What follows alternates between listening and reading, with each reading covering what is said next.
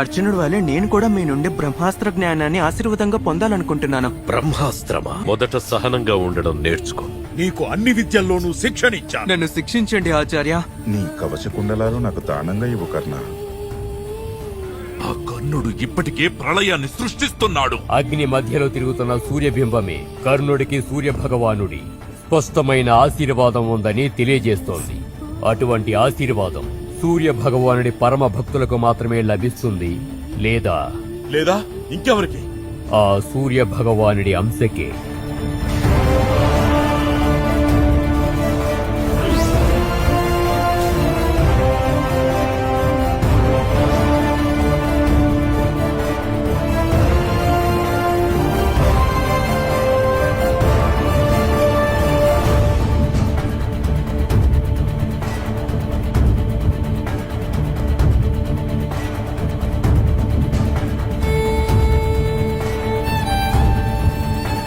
నేను కర్ణుణ్ణి